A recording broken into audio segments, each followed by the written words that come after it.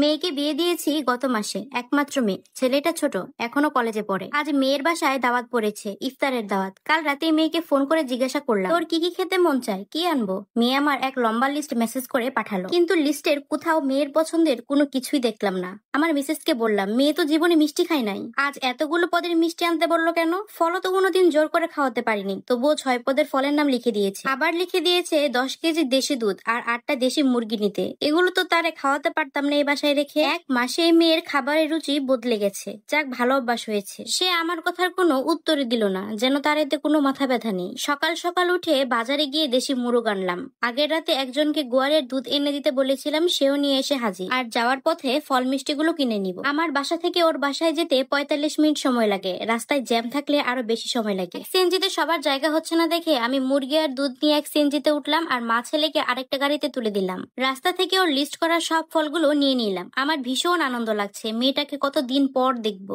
কত শত কথা জমে আছে। ছেলেটার চেয়ে মেয়েটাকে আমার বেশি আপন লাগে। ও জন্মের সময় বারবার করে আল্লাহর কাছে বলেছি, আল্লাহ আমাকে একটা জান্নাত দিন। আর তাই তো মেয়েটার নামও রেখেছি জান্নাত। ওদের বাসায় গিয়ে দরজায় নক করতেই বেয়াই সাহেব গেট খুলে দিল। একে একে সবাই আসলো আমাদের স্বাগতম জানাতে, কিন্তু মেয়েটা এলো না। যা যা এনেছি সব ওদের হাতে তুলে দিচ্ছিলাম, কিন্তু কারোর মুখে তেমন কোনো আনন্দ দেখলাম না। আমরা বসার পরে মেয়েটা দৌড়ে আসলো, আমাকে দেখে হেসে বলল, আব্বা তুমি অনেক শুকিয়ে গেছো। আমি উঠে দাঁড়িয়ে মেয়েটাকে জড়িয়ে ধরতে হাত বাড়িয়ে দিলাম। তখন আমার জান্নাত বলল, আব্বা আমার গায়ে অনেক ঘাম, তুমি ফ্যানের নিচেই বসো, তুমি রেস্ট নাও, আমি চুলায় রান্না রেখে এসেছি, আমি যাই। সে তার মা আর ভাইয়ের সাথে কুশল বিনিময় করে চলে গেল রান্নাঘরে। আমাদের সাথে ড্রয়িং রুমে বসে রইল তার শ্বশুর শাশুড়ি, জামাই আর দেবর। রোজা রেখেছি তাই পানি খাওয়া সম্ভব না। বিয়াই বলে উঠলেন, আজ অনেক গরম পড়েছে, আমার রুমে এসে বসেন, এসিটা চালিয়ে দিই। আমার মনটা এসিতেও ঠান্ডা হচ্ছিল না। মেয়েটা আমার তখনও চুলার সামনে দাঁড়িয়ে রান্না করছে। আসরের নামাজের সময় ওরা যখন সবাই অন্য রুমে চলে গেল, মেয়েটা আমার কাছে এসে বলল, আব্বা তোমাকে না বলেছিলাম 3 রকমের মিষ্টি আনতে, তুমি 1 রকমের আনলা কেন?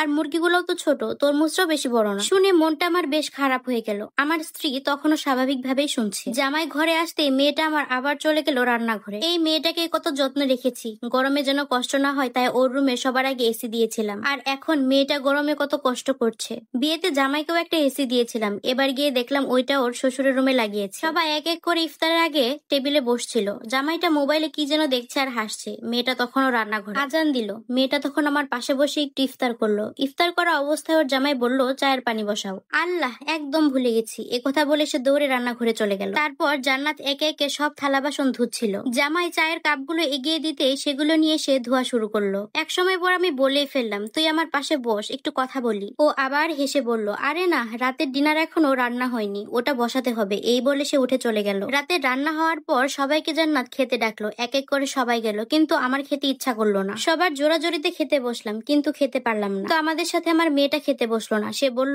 সবার পরে খেতে বসবে। হঠাৎ খেয়াল করলাম তার হাতে তেলের ছিটে আসা অনেকগুলো দাগ। এসব আর সহ্য করতে না পেরে তাড়াতাড়ি বাসায় চলে আসলাম। বাসায় চলে এসে আর রাগকে ধরে রাখতে পারলাম না। জান্নাতের মাকে বললাম, আমি মেয়েকে কাল যেয়ে নিয়ে আসবো। মেয়ের অবস্থা দেখেছো? ওই বাসায় কেউ মেয়েটাকে একটু হেল্প করে না। সবাই সুন্দর আরাম করে, জামাইটাও একটা গাধা, বসে বসে মোবাইল টিপে। Nonsense family. জান্নাতের মা এবার নীরবতা ভেঙে আমার দিকে তাকিয়ে বলল, তোমার মেয়ে যা করছে সেটা আমিও বিয়ের পর থেকে করে আসছি। তোমার কোনোদিনই মনে হয়নি আমিও কারোর মেয়ে? মনে হয়নি আমারও কষ্ট হয়? তোমার কাছে যেমন সব স্বাভাবিক লেগেছে, আমার কাছে এখন সব স্বাভাবিক লাগছে। আমি আমার বাবার বাড়ি যেতে নিলেই তুমি তোমার মায়ের অসুস্থতায় কে দেখবে বলে থামিয়ে দিতে। আমার বাবার বাড়ি থেকে কেউ আসলে তাদের হাতের দিকে তাকিয়ে থাকতো সবাই কি এনেছে এটা দেখার জন্য। নিজের পছন্দসই খাবার খাইনি কতদিন। এরপর তো ভুলেই গেলাম কি যে আমার পছন্দ। আস্তে আস্তে ধরে নিলাম এটাই স্বাভাবিক জীবন। মনে হচ্ছে আমার মুখে একটা সম্মানের তালা দিয়ে গেল, মুখ দিয়ে কথা বেরই হচ্ছে না। কিছুই আর ভালো লাগছে না। ছেলেকে ডেকে বললাম, তোমার আম্মা এখন রেস্ট করবে, আসো আমরা সেহরি রান্নাটা করে ফেলি।